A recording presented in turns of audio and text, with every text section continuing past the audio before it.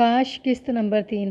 میں نے کھوجی بابا نور محمد کو 24 گھنٹے کا وقت دیا تھا تاکہ وہ کسی حتمی نتیجے پر پہنچ جائے، لیکن اگلے روز جب میں تیار ہو کر تھانے پہنچا تو پہلے ہی سے وہاں میرے انتظار میں بیٹھا ہوا تھا۔ اسے دیکھ کر میرا ماتھا ٹھنکا اور خاص طور پر میرا دھیان ایک خاص زاویے کی طرف چلا گیا۔ گزشتہ رات ہلکی پھلکی بارش ہوئی تھی۔ اسے موسلا دھار بارش تو نہیں کہا جا سکتا، تاہم اس کا شمار بوندا باندی میں بھی نہیں کیا جا سکتا تھا۔ یہ ایک باقاعدہ بارش تھی جس نے زمین کے سینے کو تر بتر کر دیا تھا، اور ظاہر ہے زمین کے اس طرح نم ہونے سے کھرا وغیرہ بھی غائب ہو گیا ہوگا۔ مجھے تشویش ہوئی کہ شاید نور محمد اسی پریشانی کے باعث صبح ہی صبح تھانے میں پہنچ گیا ہے۔ میں نے فوراً اسے اپنے کمرے میں بلا لیا۔ رسمی الیک سلیک کے بعد میں نے اسے کہا، نور محمد، پچھلی رات ہونے والی بارش نے تمہاری محنت کا ستیہ ناش مار دیا ہوگا۔ نا جی بالکل نہیں، وہ بڑے اطمینان سے بولا۔ بارش تو جی آدھی رات کے بعد کسی وقت ہوئی ہے۔ ہاں، اس وقت رات کے 2 بج رہے تھے، میں نے نور محمد کی آنکھوں میں دیکھتے ہوئے کہا۔ میں رفع حاجت کے لیے اٹھا تو وقت بھی دیکھ لیا تھا۔ ملک صاحب، آپ نے مجھے ان دونوں بندوں کے کھرے تلاش کے لیے 24 گھنٹے کا وقت دیا تھا، وہ ٹھوس لہجے میں بولا، لیکن میں نے کل سورج غروب ہونے سے پہلے ہی اپنا کام مکمل کر لیا تھا، لہذا رات کو ہونے والی بارش سے مجھے کوئی فرق نہیں پڑتا۔ یہ تو بہت بڑی خوشخبری سنا رہے ہو نور محمد۔ میں سیدھا ہو کر بیٹھ گیا۔ بتاؤ، تمہاری تحقیق سے کیا نتائج برآمد ہوئے ہیں؟ بہت ہی سنسنی خیز انکشاف ہوئے ہیں سرکار، وہ مینی خیز انداز میں میری طرف دیکھتے ہوئے بولا۔ سنسنی ہی پھیلاتے جاؤ گے یا کچھ بتاؤ گے بھی؟ میں نے قدرے سخت مگر اضطراری لہجے میں کہا۔ نہیں ملک صاحب، وہ بے حد گمبھیر انداز میں بولا، جیسا کہ میں نے آپ سے کل ہی عرض کر دیا تھا کہ چھوٹے پاؤں والے ٹھگنے بندے کا کھرا گکھڑ منڈی کی جانب جانے کا اشارہ کر رہا ہے۔ میں اس کھرے کے تعاقب میں گکھڑ منڈی تک گیا ہوں اور وہ گھر بھی دیکھ لیا ہے جہاں تک اس کھرے نے میری رہنمائی کی ہے۔ شاباش نور محمد، میں نے بے ساختہ سراہنے والے انداز میں کہا، یہ تو تمہاری بہت بڑی کامیابی ہے۔ اب ذرا دوسرے آدمی کے کھرے کا بھی احوال سنا دو۔ اس کے کھرے کا احوال دلچسپ ہونے کے ساتھ ہی الجھن آمیز بھی ہے، وہ وضاحت کرتے ہوئے بولا۔ میں گھوڑے کے سموں کے تعاقب میں جی ٹی روڈ تک پہنچا اور پھر کچھ آگے جا کر میں نے یہ کھرا کھو دیا۔ باوجود کوشش کیے میں اس بندے کے پاؤں کے نشانات کو ڈھونڈ نہ سکا، لیکن میں نے ہمت نہ ہاری اور نہ ہی کوشش ترک کی۔ بالآخر مجھے اپنے مقصد میں کامیابی حاصل ہوگی۔ میں نے دوبارہ اسی گھوڑے کے سموں کا کھرا پا لیا، مگر اس مرتبہ ایک عجیب بات یہ دیکھنے میں آئی کہ وہ کھرا قلعہ دیدار سنگھ کی طرف جا رہا تھا۔ میں نے اس کھرے کا تعاقب کیا اور قلعہ دیدار سنگھ کے ایک گھر تک پہنچ گیا۔ مجھے تو یہی لگتا ہے کہ ملک صاحب کے بندے کا تعلق دیدار سنگھ ہی سے ہے۔ وہ باڑے سے نکلا اور ایک لمبا چکر لگانے کے بعد واپس قلعہ دیدار سنگھ آ گیا۔ میں نے نور محمد کی بات پوری توجہ سے سنی اور اس کے خاموش ہونے پر سوال کیا، جی ٹی روڈ پر جہاں تم نے جاتے ہوئے گھوڑے کا کھرا کھویا اور پھر کچھ فاصلے پر اسی گھوڑے کا قلعہ دیدار سنگھ کی طرف آتا ہوا کھرا پکڑا، وہاں تمہیں کوئی خاص کھرا ملا تھا؟ جناب، سچی بات تو یہ ہے کہ میں نے کسی اور کھرے پر توجہ ہی نہیں دی تھی، وہ صاف گوئی کا مظاہرہ کرتے ہوئے بولا۔ میرے لیے دلچسپی کا پہلو یہی تھا کہ میرے مطلوبہ گھوڑے کے سموں کے نشانات کس طرف جا رہے ہیں۔ اس کھرے کو کھو دینا عقل مندی نہ ہوتی۔ ٹھیک کہہ رہے ہو نور محمد، میں نے ایک گہری سانس چھوڑتے ہوئے کہا۔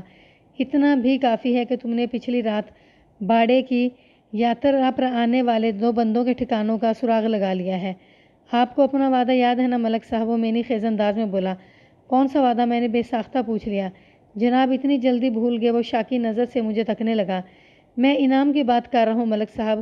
نور محمد، فکر نہ کرو، میں نے تسلی آمیز انداز میں کہا، تمہارا انعام کہیں بھاگا نہیں جا رہا۔ پہلے قاتل کو تو میرے ہاتھ لگ جانے دو، پھر تمہارا انعام پکا ہے۔ مجھے اجازت دیں ملک صاحب، وہ گہری سنجیدگی سے بولا۔ جب قاتل کو پکڑ لیں تو پھر میں آپ کے پاس آ جاؤں گا۔ نہیں نور محمد، میں نے نفی میں گردن ہلاتے ہوئے کہا، میں تمہیں یوں جانے کی اجازت نہیں دے سکتا۔ جی؟ حیرت بھری نظر سے اس نے مجھے دیکھا۔ کیا مطلب ہے ملک صاحب؟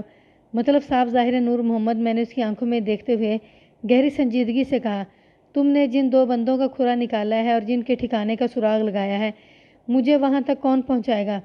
میں نے تو وہ گھر نہیں دیکھے ہوئے۔ میں نے لمحاتی توقف کر کے ایک گہری سانس لی، پھر اضافہ کرتے ہوئے کہا، آج کا سارا دن تمہیں میرے ساتھ رہنا ہے۔ دعا کرو شام سے پہلے لالی کا قاتل ہماری گرفت میں آ جائے اور تمہیں آج ہی انعام بھی مل جائے۔ ٹھیک ہے جناب، جیسی آپ کی مرضی۔ وہ ایک ٹھنڈی سانس لیتے ہوئے بولا۔ میں پہلے کس طرف ہمیں جانا ہے؟ پہلے ادھر جائیں گے، جو جگہ تھانے سے زیادہ نزدیک ہوگی۔ میں نے کہا یعنی قلعہ دیدار سنگھ۔ اس نے اس بات میں گردن ہلا دی۔ تھوڑی دیر کے بعد میں نے کانسٹیبل کو ساتھ لیا اور کھوجی بابا نور محمد کی معیت میں قلعہ دیدار سنگھ پہنچ گئے۔ میں نے مقتول قادر بخش عرف لالی کے باپ خدا بخش کے گھر کا رخ نہیں کیا تھا، اس سے بعد میں بھی ملاقات ہو سکتی تھی۔ نور محمد قلعہ دیدار سنگھ کے جس گھر کے دروازے تک گیا وہ کسی انور جٹ کا گھر تھا۔ نور محمد نے بڑے یقینی انداز میں مجھے بتایا تھا کہ جس گھوڑے کے کھرے کا اس نے تعاقب کیا تھا وہ باڑے سے جی ٹی روڈ تک اور پھر جی ٹی روڈ سے اس گھر تک آ گیا تھا۔ ملک صاحب میں نے آپ کو پہلی منزل تک پہنچا دیا ہے، وہ فخریہ لہجے میں بولا۔ اب آگے آپ کا کام شروع ہو جاتا ہے۔ میں نے اس کی بات کا جواب نہیں دیا اور کانسٹیبل علی حسین کی طرف دیکھا۔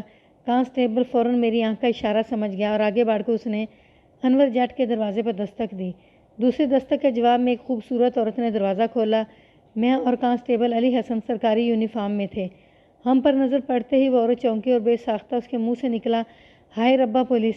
اس کے ساتھ اس نے جلدی سے دروازہ بند کرنے کی کوشش کی، لیکن میں نے اس سے بھی زیادہ تیزی دکھائی اور دروازے کے بیچ پاؤں پھنسا کر اس کی کوشش کو ناکام بنا دیا۔ اسی لمحے اندر سے ایک مردانہ اکتائی ہوئی آواز بھری، زاہدہ باہر کون ہے؟ زاہدہ یقیناً اسی عورت کا نام تھا جس نے دروازہ کھولا تھا اور اپنے سامنے دو پولیس والوں کو چاقو چوبند کھڑے دیکھ کر بدک گئی تھی۔ اس کے رد عمل نے مجھے شک میں ڈال دیا تھا۔ مجھے یقین ہو گیا تھا کہ دال میں کچھ کالا ہے، ورنہ زاہدہ ہمیں یوں دیکھ کر خوفزدہ نہ ہو جاتی۔ چاچا دروازے پر پولیس آئی ہے، زاہدہ نے استفسار کرنے والے شخص کو جواب دیا۔ میں نے سخت لہجے میں اس سے پوچھا، بی بی کیا یہ انور جٹ کا گھر ہے؟ زاہدہ بدکنے کے بعد دروازہ کھولنے کے بعد اوٹ میں ہو گئی تھی، اس کی شکل مجھے نظر ہی نہیں آ رہی تھی۔ اس نے دروازے کے پیچھے ہی سے جواب دیا، جی انور جٹ میرے خامد کا نام ہے، پولیس ہمارے گھر کیا لینے آئی ہے؟ اندر سے اسی شخص نے پوچھا۔ زاہدہ نے جسے چاچا کہہ کر مخاطب کیا تھا، ٹھہرو میں آ رہا ہوں، انور جٹ کو باہر بھیجو۔ میں نے زاہدہ سے کہا، ایک کیس کے سلسلے میں اس سے پوچھ گچھ کرنے آیا ہوں۔ انور تو گھر میں نہیں ہے جی۔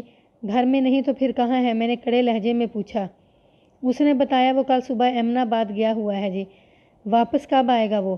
کہہ گیا تھا آج شام تک واپس آ جائے گا، زاہدہ نے جواب دیا۔ اتنی دیر میں زاہدہ کا چاچا بھی دروازے پر پہنچ گیا۔ کیا بات ہے سرکار؟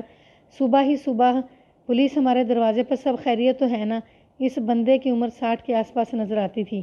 وہ جس طرح آنکھوں کو میچ کر ہماری طرف دیکھ رہا تھا، اس سے مجھے یہ اندازہ قائم کرنے میں کسی قسم کی دشواری کا سامنا نہ ہوا کہ اس بندے کی نگاہ میں اچھا خاصا ذوف آ چکا تھا۔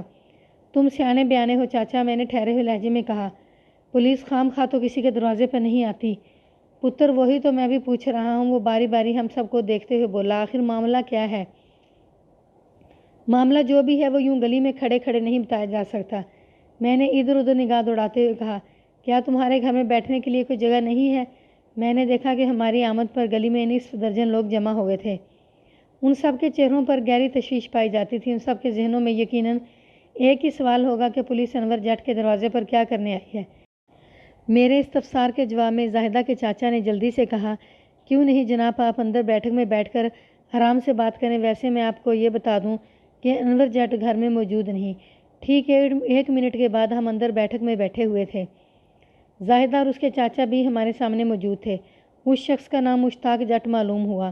وہ انور جٹ کا باپ تھا۔ انور کی ماں کا کافی عرصہ پہلے انتقال ہو گیا تھا۔ یہ صرف 3 افراد کا کنبہ تھا۔ انور جٹ اور زاہدہ کی شادی چند ماہ پہلے ہی ہوئی تھی۔ مشتاق جٹ کی بینائی قدرے کمزور تھی۔ وہ لوگ کاشتکاری کرتے تھے۔ ان کے پاس 10 ایکڑ زرعی اراضی تھی جو ان کی تمام ضروریات کو پورا کرنے کے لیے کافی تھی۔ زاہدہ کی عمر 20 اور 25 سال کے درمیان رہی ہوگی۔ وہ ایک دلکش اور پرکشش لڑکی تھی۔ اس کی آنکھوں سے تیزی اور تراری ٹپکتی تھی۔ میں نے بوڑھے مشتاق جٹ کی طرف دیکھتے ہوئے کہا، چاچا تمہاری بہو نے بتایا ہے کہ انور جٹ کل صبح ایمن آباد گیا تھا اور آج اس کی واپسی شام تک ہوگی۔ کیا وہ پچھلی سے پچھلی رات گھر پر موجود تھا؟ میں نے مشتاق جٹ سے اس رات کے بارے میں پوچھا تھا جس رات لالی کو باڑے میں موت کے گھاٹ اتارا گیا تھا۔ اس نے پروسوک انداز میں جواب دیا، جی ہاں، وہ تو ہر رات گھر میں ہی موجود ہوتا ہے، بس پچھلی رات اس نے ایمن آباد میں گزاری ہے اور آج شام تک وہ واپس آ جائے گا۔ ایمن آباد وہ کس کام سے گیا ہے؟ میں نے پوچھا۔ ایک بندے سے کچھ رقم لینا تھی جناب، مشتاق جٹ نے بتایا۔ کتنی رقم اور کس بندے سے؟ اس بندے کا نام سودی شاہ ہے جی، اس نے بتایا۔ کافی عرصے سے سودی شاہ کی طرف 1000 روپے پھنسے ہوئے تھے۔ انور اسی سلسلے میں ایمن آباد گیا ہے۔ سودی شاہ کا اصل نام مسعود ہے جی۔ کیا انور جٹ بس کے ذریعے ایمن آباد گیا ہے؟ میں نے پوچھا۔ نہیں جناب، وہ نفی میں گردن ہلاتے بولا، وہ اپنے گھوڑے پر بیٹھ کر گیا ہے۔ گھوڑے کے ذکر پر میں نے چونک کر نور محمد کی طرف دیکھا، وہ بھی مینی خیز انداز میں مجھے تکنے لگا۔ اس صورتحال نے مشتاق جٹ اور زاہدہ نے اضطراری لہجے میں پوچھا، تھانے دار صاحب آخر بات کیا ہے؟ آپ کس قسم کی تفتیش کرتے پھر رہے ہیں؟ جی سرکار، کچھ پتہ چلے آپ کو کس سلسلے میں انور کی تلاش ہے؟ مشتاق جٹ کی تشویش بھری آواز ابھری۔ سلسلہ بہت سنگین ہے چاچا، میں نے سنسناتے ہوئے لہجے میں کہا۔ تمہیں پتہ ہے نا کہ پچھلی سے پچھلی رات کسی نے خدا بخش کے بیٹے لالی کو باڑے میں قتل کر دیا تھا۔ جی بہت ہی افسوسناک واقعہ ہے، وہ بہت دکھی لہجے میں بولا۔ لالی بیچارے کے ساتھ بہت ظلم ہوا ہے، لیکن اس نے الجھن زدہ انداز میں مجھے دیکھا اور پوچھا، لالی کے قتل سے میرے بیٹے کا کیا تعلق؟ آپ انور سے کس قسم کی پوچھ گچھ کرنا چاہتے ہیں؟ تعلق نکلا ہے تو میں تمہارے دروازے پر آیا ہوں نا چاچا، میں نے مضبوط لہجے میں کہا۔ میں نے ایک ماہر کھوجی سے قاتل کا کھرا نکلوایا ہے اور اس کھرے نے ہی مجھے تمہارے گھر تک پہنچایا ہے۔ کیا مطلب جی؟ مشتاق جٹ پریشان ہو گیا۔ قاتل باڑے میں سے نکل کر ٹہلی کے درخت کے نیچے پہنچا تھا، پھر وہاں سے گھوڑے پر بیٹھ کر جیٹی کی طرف گیا اور وہاں سے گھوم کر اس گھر تک آیا تھا، میں نے ٹھہرے ہوئے انداز میں بتایا۔ اب تو تمہاری سمجھ میں آ گیا ہوگا کہ میں تمہارے بیٹے سے کیوں پوچھ تاچھ کر رہا ہوں۔ آپ کا اندازہ ٹھیک نہیں ہے تھانے دار صاحب، مشتاق جٹ نے کہا۔ میرا بیٹا کسی کے قتل میں ملوث نہیں ہو سکتا۔ چاچا بالکل ٹھیک کہہ رہا ہے، زاہدہ نے جلدی سے کہا۔ انور ایسا نہیں کر سکتا، آپ کو یقین نہیں آ رہا تو گھر کو تلاش کر لیں۔ تلاشی کس بات کی؟ مشتاق نے گھور کر اپنی بہو کو دیکھا۔ انور کوئی گھر میں تھوڑا چھپا ہوا ہے، وہ ایمن آباد گیا ہے اور شام تک واپس آئے گا۔ نہیں چاچا، میں انور کی بات نہیں کر رہی، زاہدہ نے ٹھہرے ہوئے لہجے میں کہا۔ وہ تو مجھے بھی پتہ ہے کہ انور ایک ایسا سنگین جرم نہیں کر سکتا، پھر تم نے گھر کی تلاشی کی بات کیوں کی؟ مشتاق نے پوچھا۔ تھانے دار جی کو شک ہے کہ قاتل گھوڑے پر سوار ہو کر ہمارے گھر تک آیا ہے، زاہدہ وضاحت کرتے ہوئے بولی۔ اگر یہ ہمارے گھر کی تلاشی لے لیں تو انہیں یقین آ جائے گا ہم نے کسی قاتل کو اپنے گھر میں پناہ نہیں دے رکھی۔ چاچا تمہیں گھر کی تلاشی لینے پر کوئی اعتراض ہے؟ میں نے مشتاق جٹ کی طرف دیکھتے ہوئے سخت لہجے میں پوچھا۔ نہیں سرکار، مجھے کوئی اعتراض نہیں، وہ نرم لہجے میں بولا۔ میں تو یہ صرف کہہ رہا تھا کہ میرا بیٹا قتل کی کسی واردات میں ملوث نہیں ہو سکتا۔ اس بات کا فیصلہ تو میں خود کر لوں گا کہ انور جٹ کسی واردات میں ملوث ہے یا نہیں، میں نے سرسری انداز میں کہا۔ وہ جب ایمن آباد سے واپس آئے گا تو میں اسی کی خبر لے لوں گا، پہلے اس گھر کی تلاشی ضروری ہے۔ ادھر میری بات ختم ہوئی، ادھر زاہدہ کے جھٹکے سے اٹھ کر کھڑی ہوگی۔ مشتاق جٹ نے اس سے پوچھا، کیا ہوا زاہدہ؟ تھانے دار جی ہمارے گھر کی تلاشی لیں گے تو ان کے ساتھ رہنا ہوگا نا؟ وہ جلدی سے بولی۔ چاچا تمہاری تو طبیعت خراب ہے، میں دیکھتی ہوں اس معاملے کو، آپ آرام کرو۔ ایک بات کو میں نے خاص طور پر محسوس کیا کہ ان بہو سسر میں ذہنی ہم آہنگی نہیں پائی جاتی تھی۔ دونوں کو یہ تو یقین تھا کہ انور جٹ لالی کے قتل میں ملوث نہیں ہو سکتا، لیکن میری تفتیش کے سلسلے میں دونوں کا رویہ جدا تھا۔ زاہدہ میرے ساتھ مکمل تعاون کر رہی تھی، جبکہ مشتاق جٹ اس سلسلے میں خاصا گریزاں دکھائی دیتا تھا۔ میں اس فرق کو ذہن میں رکھتے ہوئے اٹھ کر کھڑا ہو گیا اور زاہدہ کی رہنمائی میں گھر کی تلاشی لینے لگا۔ وہ ایک درمیانے سائز کا عام سا گھر تھا۔ میں نے مذکورہ مکان کا کونا کونا چھان مارا، ایک کمرے سے دوسرے اور دوسرے سے تیسرے کمرے میں جاتے ہوئے بالآخر کامیابی نے میرے قدم چوم لیے۔ اس دوران میں زاہدہ کسی سائے کی طرح میرے ساتھ جا رہی تھی۔ لکڑی کی ایک بڑی الماری کے پیچھے سے میں نے ایک گٹھڑی ڈھونڈ نکالنے میں کامیاب ہو گیا۔ زاہدہ اس گٹھڑی کو دیکھ کر بری طرح چونک اٹھی۔ اس نے سرسراتے ہوئے لہجے میں پوچھا، یہ کیا ہے تھانے دار صاحب؟ یہ تمہارے گھر سے برآمد ہوئی ہے زاہدہ، میں نے چبھتے ہوئے لہجے میں کہا۔ تم ہی بتاؤ گی یہ کیا ہے؟ میں تو اس کے بارے میں کچھ نہیں جانتی، وہ خوف زدہ انداز میں کبھی مجھے اور کبھی اس گٹھڑی کو تکنے لگی۔ مجھے نہیں پتا یہ کس نے یہاں چھپا کر رکھی ہے۔ اس دوران میں چاچا مشتاق بھی ہمارے قریب پہنچ گیا تھا۔ میں نے مذکورہ گٹھڑی کی گرہ کھولتے ہوئے زاہدہ سے کہا، فکر نہ کرو، ابھی سب پتہ چل جاتا ہے یہ گٹھڑی کس کی ہے۔ میں نے ان دونوں سسر بہو کی موجودگی میں ان کی آنکھوں کے سامنے وہ گٹھڑی کھول لی۔ اگلے ہی لمحے مجھ سمیت وہاں موجود تمام لوگ حیران رہ گئے۔ گٹھڑی کے اندر سے ایک خون آلود لباس برآمد ہوا۔ میں نے اس لپٹے ہوئے مردانہ لباس کو بھی کھول کر دیکھا۔ لباس کے اندر ایک خون آلود خنجر کو چھپا رکھا تھا۔ کپڑوں کے اور خنجروں کی دھار پر لگا ہوا خشک خون دیکھ کر گہری رنگت اختیار کر چکا تھا۔ میں نے یہ تمام چیزیں زاہدہ کے سامنے پھیلاتے ہوئے طنزیہ لہجے میں پوچھا، ان کو پہچانتی ہو؟ جی، یہ لباس تو انور ہی کا ہے، وہ بے یقینی سے خون آلود کپڑوں کو دیکھتے ہوئے بولی۔ مگر میری سمجھ میں نہیں آ رہا یہ سب کیا ہے۔ مشتاق جٹ پر بھی صورتحال واضح ہو چکی تھی۔ وہ دونوں ہاتھوں سے سر کو تھامتے ہوئے بولا، یا مولا یہ سب کیا ہو رہا ہے؟ جب انور جٹ میرے ہتھے چڑھے گا تو آپ لوگوں کو سب پتہ چل جائے گا کہ یہ کیا ہو گیا ہے، کیا ہو رہا ہے اور کیا ہونے والا ہے۔ میں نے ایک ایک لفظ پر زور دیتے ہوئے زہریلے لہجے میں کہا۔ انور کا خون آلود لباس اور اس کے اندر لپٹا ہوا خنجر جو کہانی سنا رہا ہے، اس سے واضح ہوتا ہے کہ لالی کو انور جٹ ہی نے موت کے گھاٹ اتارا ہے۔ میں ابھی اس کی گرفتاری کے لیے ایمن آباد جا رہا ہوں۔ مجھے بتاؤ وہ سودی شاہ ایمن آباد میں کس جگہ پر رہتا ہے؟ میں شام تک یہاں بیٹھ کر انور کی واپسی کا انتظار نہیں کر سکتا۔ مشتاق جٹ نے مجھے سودی شاہ کے گھر کا ایڈریس بتا دیا۔ ایمن آباد گجرانوالہ شہر سے عقب میں 5 میل کے فاصلے پر واقع ایک چھوٹا سا گاؤں تھا۔ سودی شاہ کو وہاں تلاش کرنا کوئی مشکل کام نہیں تھا۔ میں مشتاق جٹ کے گھر سے نکلنے لگا تو وہ منت ریز لہجے میں بولا، تھانے دار صاحب میرا بیٹا قاتل نہیں ہو سکتا۔ لالی سے اس کی کوئی دشمنی نہیں تھی، وہ لالی کے خون میں ہاتھ نہیں رنگ سکتا۔ کمال کرتے ہو تم بھی چاچا، میں نے خفگی امیز انداز میں کہا۔ آلہ قتل اور تمہارے بیٹے کے خون آلودہ لباس اسی گھر کے اندر سے برآمد ہوا ہے اور تم کہہ رہے ہو لالی کے قتل میں انور کا جٹ کا کوئی ہاتھ نہیں۔ میں اس خون آلود لباس اور خنجر کو ابھی لیبارٹری ٹیسٹ کے لیے بھیج رہا ہوں، پھر دودھ کا دودھ اور پانی کا پانی الگ ہو جائے گا۔ اس گھر میں صرف 3 افراد رہتے ہیں، انہی میں سے کسی نے اس گٹھڑی کو لکڑی کی الماری کے پیچھے چھپایا ہوگا۔ بتاؤ چاچا، اگر انور کا لالی کے قتل میں کوئی ہاتھ نہیں تو پھر تم دونوں میں سے کس نے یہ کام کیا ہے؟